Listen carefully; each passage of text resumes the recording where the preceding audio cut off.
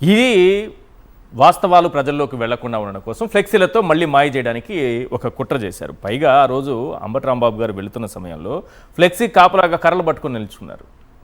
రౌడీలు, గూండాలు, బ్లేడ్ బ్యాచ్లు, గంజాయి బ్యాచ్లు రకరకాలుగా చెప్తున్నారు, ఎవరో వాళ్ళు తెలియదు, కర్రలు పట్టుకొని నిల్చున్నారు.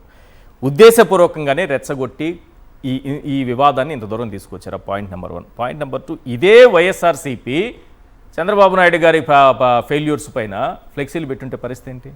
జగన్మోహన్ రెడ్డి గారు అన్నట్టుగా సార్, ఇప్పుడు చంద్రబాబు గారి నైజం ఏంటంటే ఉన్నది లేనట్టుగా, లేనిది ఉన్నట్టుగా ప్రజల్లోకి మసిబూసి మారేడుగా చేయాలనేటువంటి ఉద్దేశం చంద్రబాబు నాయుడు. ఆయన రాజకీయాలు ఫస్ట్ నుంచి కూడా చేసేటువంటి విధి విధానాలన్నీ ఇట్టే ఉంటున్నాయి.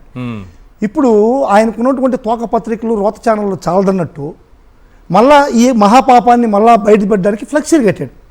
సరే, ఫ్లెక్సీలు ఎప్పుడైనా సరే నీతిగా నియమంగా మాట్లాడాలనుకుంటే మన యొక్క విలువల్ని, మన యొక్క ప్రమేయాన్ని ప్రజలకు చెప్పుకోవడానికి ఫ్లెక్సీలు కడతారు, కానీ ఎదుటి వాళ్ళని కించిపరచడానికి ఇప్పుడు ఎక్కడ భారతదేశంలో ఎక్కడ ఫ్లెక్సీలు కట్టారు? ఇది ఎదుటి వాళ్ళని కించిపరిచేటువంటి ఫ్లెక్సీ కట్టడమే ఈ జాతి నీతి లేనటువంటి ఫ్లెక్సీ చంద్రబాబు నాయుడు మనసులో నుంచి వచ్చినటువంటి. చెప్పాలంటే వైఎస్ఆర్సీపీని టార్గెట్ చేసి పెట్టినట్లేదు, లడ్డూ పవిత్రత దెబ్బతీస్తూ పెట్టినట్టుగా ఉంది. ఎస్, అదే సార్. ఇప్పుడు అసలు విషయానికి వచ్చేసినామంటే మనం లడ్డూ విషయంలో చేయాల్సినటువంటి ఆ కర్మలు అన్ని అఘాయితాలు అన్నీ కూడా చంద్రబాబు నాయుడు గారు 2018లోనే చేశాడు. ఏదైతే ఈ బోలేబాబా అంటున్నారో, బోలేబాబా పాల సేకరణలో భేష్ అని చెప్పని వాళ్ళు టీటీడీ మినిట్స్లో 2018లో ఆ బోర్డు రాసి వాళ్ళ యంత్రాంగమే పోయి చెక్ చేసి బోలేబాబా ఎక్సలెంట్ అని చెప్పని సర్టిఫికేట్ ఇచ్చి 80,000 టన్నులు నెయ్యిని బోలేబాబాకి ఇచ్చింది చంద్రబాబు నాయుడు. ఈ రోజు జగన్మోహన్ రెడ్డి బోలేబాబాని తీసుకుని వచ్చాడు, ఒక అబాండాన్ని ప్రజల్లోకి తీసుకెళ్తున్నాడు, ఒక దుర్మార్గమైన ఆలోచనని ప్రజలపైన రుస్తున్నాడు. సార్, ఇప్పుడు యాక్చువల్గా వస్తే ఇప్పుడు ఎవరైనా సరే ఒక చిన్న విషయం మిమ్మల్ని క్లారిటీ అడుగుతాను సార్. నేను ఇప్పుడు మనం ఒక ఆరోగ్య సంస్థతో హాస్పిటల్కి వెళ్ళాం సార్, ₹1,00,000 ఖర్చు పెట్టి టెస్టులు చేయించాం. టెస్టులు చేయించిన తర్వాత మనం ఆరోగ్యవంతంగా ఉన్నాము, ఏ విధమైనటువంటి అవయవాల్లో లోపం లేదంటే మనం హ్యాపీగా ఫీల్ అవ్వాలన్నా, హ్యాపీగా ఫీల్ అవ్వకూడదా? హ్యాపీగా ఫీల్ అవ్వాలి. అంటే ₹1,00,000 అది మనం, కానీ చంద్రబాబు నాయుడు గారు అయ్యో ₹1,00,000 పోయిందని ఇప్పుడు బాధపడుతున్నాడు. అంటే సాక్షాత్తు ఇంత వాల్యుబుల్ లడ్డూను కూడా ఎన్నో అవకతవకలు, జంతు కొవ్వు కలిసినాయని చెప్పి హిందువులంతా కూడా మనోభావం దెబ్బతింటే దాన్ని టెస్ట్ చేసి ఎన్డీడీబీ ల్యాబ్ కానీ, ఎన్డీఆర్ఐ ల్యాబ్లు కానీ టెస్ట్ చేసి జంతు కొవ్వు లేదని చెప్తే హిందువులంటే మనలాంటి వాళ్ళంతా కూడా ఎంతో హ్యాపీగా ఫీల్ అయ్యాం. అబ్బా, పవిత్రమైన లడ్డు అపవిత్రం కాలేదు అని చెప్పని. కానీ చంద్రబాబు నాయుడికి మాత్రం ఇది ఎందుకు రుచించలేదంటే తను చెప్పేశాడు, జంతు కొవ్వు కలిసిందని చెప్పాడు, అది నిజం కావాలి. ఆ నిజం ఎందుకు కావాలంటే ఇంకోటి ఉంది సార్, దాంట్లో మతలబ్ ఏంటంటే జంతు కొవ్వు కలిసినామని చెప్పాను నేను, ఇది ఎవరు గెలిపారు? జగన్మోహన్ రెడ్డి గెలిపారు. కాబట్టి జగన్మోహన్ రెడ్డికి వెంకటేశ్వర స్వామి అంటే పడదు అనేటువంటి దుష్ప్రచారాన్ని ప్రజల్లోకి తీసుకెళ్ళాలి, దాని ద్వారా లబ్ధి పొందాలి. ఎంత నీచమైనటువంటి ఆలోచన చూడండి సార్, చంద్రబాబు నాయుడు గారి నీచ ఆలోచన. కనీసం వెంకటేశ్వర స్వామిని సాక్షాత్తు కలియుగ వైకుంఠం తిరుమలను కూడా వదలనంటున్నది. ఇటువంటి నీచమైనటువంటి పాలనలో ఫ్లెక్సీలు పెట్టి దాన్ని దుర్మార్గం చేస్తున్నారని చెప్పని గుడిలో ఒక పూజ కోసం పోయినటువంటి అంబటి రాంబాబు గారు పోతా ఉంటే ఆయన తిరిగి వచ్చే కాలికి ఈ ఫ్లెక్సీని ఏం చేస్తాడో అని చెప్పని ఈ రౌడీ మొక్కలు, ఈ పచ్చ బ్యాచ్, ఈ యొక్క గూండాలు, తెలుగుదేశం గూండాలందరూ కూడా, ఈ పెయిడ్ గూండాలంతా కూడా కర్రలు పట్టుకొని సాక్షాత్తు నిలబడుకున్నారు. సార్, ఈ పోలీసులు నేను సూటిగా ప్రశ్నిస్తున్నాను సార్, కర్ర పట్టుకునేటువంటి ఒక నైజం ప్రజల్లో ఉందా? కర్ర పట్టుకుంటే మీరు ఏ విధంగా విచక్షణ లేకుండా వదిలేశారు? కర్ర పట్టుకునేటువంటి అధికారం సామాన్య ప్రజలకు ఉందా అని నేను పోలీసులు సూచిగా ప్రశ్నిస్తున్నాను సార్.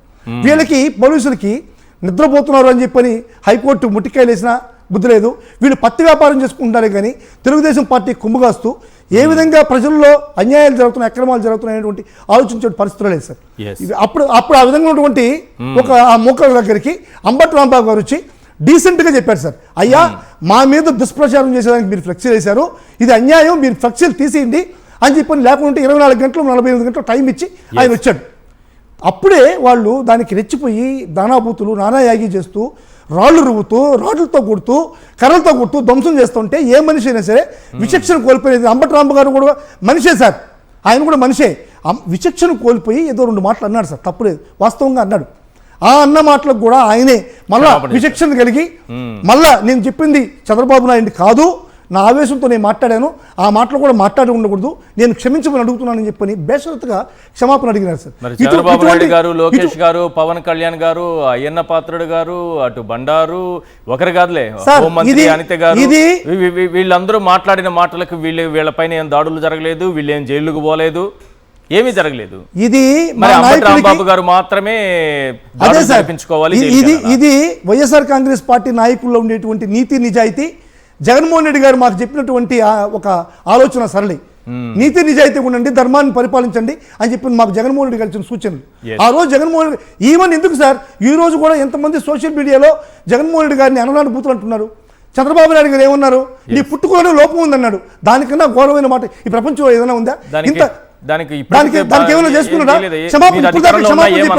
క్షమాపణ చెప్పాడు చెప్పండి. నీ బిడ్డల మీద కూడా చెప్పినటువంటి ఒక అక్రమమైనటువంటి మాటలు, చెప్పలేనటువంటి మాటలు జగన్మోహన్ రెడ్డి గారి మీద. అంటే పట్టాభి ఏమన్నాడు సార్ ప్రెస్ మీట్ పెట్టి? ఇప్పుడు పట్టాభిని మన అంబటి రాంబాబు గారిని పోలుస్తున్నారు సార్. పట్టాభి ఆ రోజు కావాల్సుకనే ప్రెస్ మీట్ పెట్టి జగన్మోహన్ రెడ్డి గారిని తిట్టడానికే ప్రెస్ మీట్ పెట్టి ఈ విధంగా ఇటువంటి మాట్లాడినారు సార్. బోసుడైకి అయినటువంటి మాట మాట్లాడినాడు. దానికి దీనికి కంపారిజన్ ఎటువంటి సార్? ఈయన ఈ రోజు పోతా ఉంటే కాకతాళీయంగా ఆయన పైన జరిగిన దాడికి ప్రత్యామ్నాయంగా ఒక మాట మాట్లాడారు. దానికి దీనికి ఏదైనా సంబంధం పెడితే సార్ మీరు ఎట్టి పరిస్థితుల్లో సంబంధం పెట్టడానికి లేదు.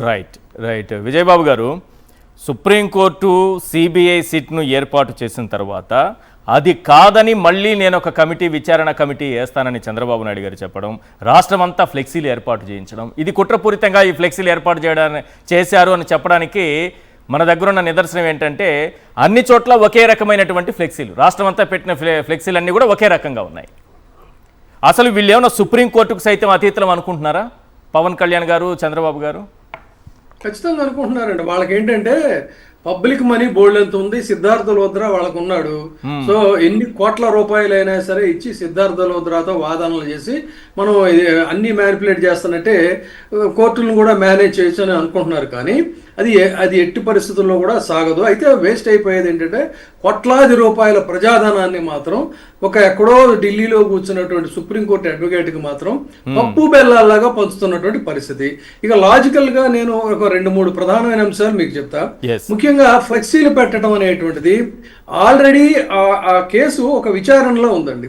విచారణలో ఉన్నటువంటి కేసుకి సంబంధించి తర్వాత ఈయన ఏం చెప్తాడు, నీతులు దేవుణ్ణి రాజకీయాల్లోకి లాగొద్దు అని చెప్తాడు. దేవుళ్ళని రాజకీయాల్లోకి లాగద్దని సుప్రీంకోర్టు క్లియర్గా డైరెక్షన్ ఇచ్చినా కూడా సిట్టు ఇనిషియేట్ చేయడానికి ముందే చెప్పింది ఈ మాట. అయినా సరే డోంట్ కేర్ అన్నట్టుగా ఫ్లెక్సీలను పెట్టించి టాయిలెట్స్ దగ్గర కూడా ఈ ఫ్లెక్సీలను పెట్టించి లడ్డూ ప్రసాదానికి సంబంధించి డెరాగేటరీ కామెంట్స్ అంతటితో తృప్తి పడ్డారంటే వాళ్ళ అఫీషియల్ హ్యాండ్లర్లో ఏది టీడీపీ అఫీషియల్ హ్యాండర్లో ఎంత నీచంగా అంటే ఎంత దారుణంగా అంటే శ్రీవారి లడ్డూని ఏఐతో చిత్రీకరించి చాలా డెరాగేటరీగా చేయటం అనేటువంటిది మరి వాళ్ళ సంస్కారానికి వాళ్ళ నీతి నిజాయితీలకి మనం ప్రశ్నిస్తున్నామండి. ఎంత జుగుప్సాకరంగా ఆ శ్రీవారి లడ్డు గురించి చేస్తున్నారు. అది కూడా ఖచ్చితంగా డెరాగేటరీ. సరే, ఈ 2 డెరాగేటరీస్ అలా ఉంచి చాలా వెరీ ఇంపార్టెంట్ గా వైసీపీ వారు కూడా ఫైట్ చేయాల్సినటువంటి 2 పాయింట్లు చెప్తున్నాను. ఇప్పుడు అంబటి రాంబాబు గారిని అక్రమంగా అరెస్ట్ చేశారు. అక్రమంగా అరెస్ట్ చేసి ఆయన మీద దాడి చేసినటువంటి అటు జోగి రమేష్ ఇంటి మీద, ఇక్కడ జోగి రమేష్ కొడుకులు ఎప్పుడైతే కోర్టుకు వెళ్ళారో హడావుడిగా వాళ్ళు ఏదో పెద్ద నిజాయితీ పరుల్లాగా ఆల్రెడీ మేము కేసు సుమోటోగా తీసుకున్నామని చెప్పి అన్నారండి. ఇక్కడ అంబటి రాంబాబు గారి ఇంటి మీద ఖచ్చితంగా తగలబెట్టడానికి ఉన్నటువంటి ఎవిడెన్సెస్ ఉన్నాయి. అక్కడ కూడా పెట్రోల్ బాంబులు విసిరినటువంటి సంఘటనలు కూడా ఉన్నాయి. కానీ వాళ్ళ మీద పెట్టినటువంటి కేసులు పెట్టి కేసులు. ఖచ్చితంగా దీని మీద వీళ్ళు కనుక ఫైట్ చేసినట్టయితే ఏది ఎరోజన్ కి సంబంధించినటువంటి కేసుల్ని వాళ్ళ మీద పెడితే చెలరెక్కిపోయి వాళ్ళ నాయకులు చెప్పారని వీరంగం వేస్తున్నటువంటి వాళ్ళకి ఖచ్చితంగా చుక్కలు కనపడతాయండి. ఆ కేసు ఆ సెక్షన్లో అయితే పెట్టించాలి. ఎందుకంటే ఇంటిని వాళ్ళు ఎందుకు హడావుడిగా సుమోటో ఇంతవరకు రాలా బయటికి. పోలీసులు హడావుడిగా సుమోటో కేసులు పెట్టడంలో ఏంటంటే పెట్టి కేసులకు సంబంధించిన సెక్షన్స్ పెట్టారు.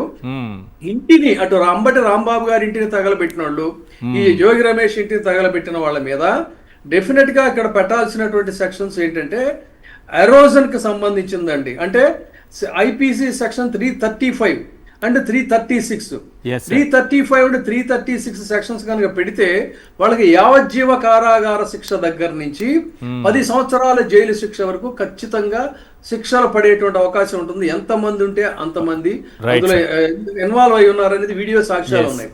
సో దానికోసం అని చెప్పని ఇనిషియేట్ చేయాలని చెప్పని కోర్టు ద్వారా ఫైట్ చేయాల్సినటువంటి అవసరం ఉంది. ఇది డెఫినెట్ గా అడ్మిట్ అయ్యేటువంటి వ్యవహారం కాబట్టి Right. ఈ రెండు సెక్షన్లు ఇనిషియేట్ చేయాలి. రైట్ చేస్తే మురళి అప్పుడు వీళ్ళు ఇచ్చే- కరెక్ట్ కరెక్ట్ ఎవడు కూడా బయటికి రాడండి. కరెక్ట్ మురళి గారు, ఈ ఫ్లెక్సీలు పెట్టడం అనేది ఈ ఉద్రిక్త పరిస్థితులు, ఇలాంటి హత్యాయత్నాలకు, ఈ దాడులకు, దౌర్జన్యాలకు దిగే పరిస్థితి రావాలని ఉద్దేశపూర్వకంగానే ఏర్పాటు చేశారనుకోవచ్చా?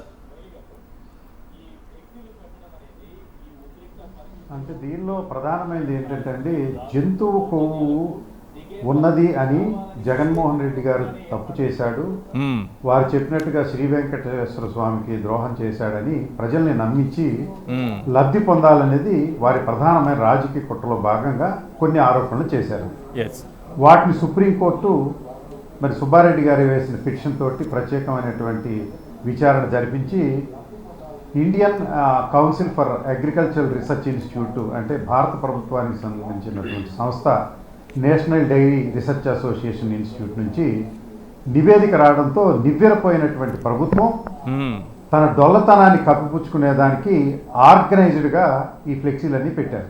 అవును. ఈ ఫ్లెక్సీలన్నీ పెట్టిన తర్వాత ఎప్పుడైతే వైఎస్ఆర్ కాంగ్రెస్ పార్టీ ఓ పిలుపునిచ్చింది, ఎందుకంటే దేవాలయాల్లో పూజలు చేసి వారు ఫ్లెక్సీలు పెట్టడం తప్పు, అది కంటెంప్ట్ ఆఫ్ కోర్ట్ అవుతుంది, ఈ వాస్తవ విషయాలు లేకుంటే ప్రభుత్వ పెద్దలకి బుద్ధి వచ్చే విధంగా వెంకటేశ్వర స్వామిని ప్రార్థించండి అని ఒక కార్యక్రమం ఇచ్చినప్పుడు మ్మ్. వారు పెట్టినటువంటి ఫ్లెక్సీలు కంటెంప్ట్ ఆఫ్ కోర్ట్ అవుతాయని వైఎస్ఆర్ కాంగ్రెస్ పార్టీ ఎలుగెత్తి చాటినప్పుడు ఈ పూజా కార్యక్రమాలతో అలరవుతామని మరొక దశలో హింసకు ప్రేరేపితం చేయడానికి Yes. సిద్ధమయ్యారు. అంటే ఆ ఫ్లెక్సీలు తీస్తారు అన్న మిష్ తోటి అక్కడ అటాక్ చేయాలనేది.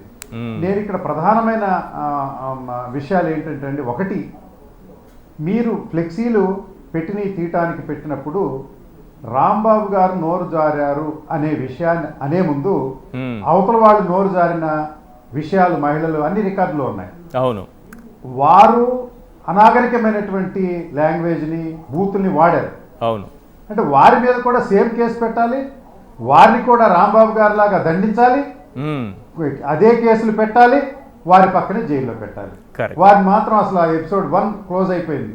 మ్మ్. వీరు నోరు జారారన్న పదాలను తీసుకుని ఇంటి మీద అటాక్ చేశారు. ఆ అటాక్ చేసిన వ్యక్తుల మీదేమో పెట్టి కేసులు పెట్టారు. ప్రధానమైనటువంటి రాజకీయ పెద్దల మీదేమో అసలు కేసే పెట్టలేదు. మ్మ్. పోలీసు అక్కడే దగ్గర ఉంది. అంటే 5 గంటల 6 గంటలు జరిగిన దాడిలో పోలీసు ఎస్కార్ట్ లాగా ఉందండి. అది నేను అంటే ఎస్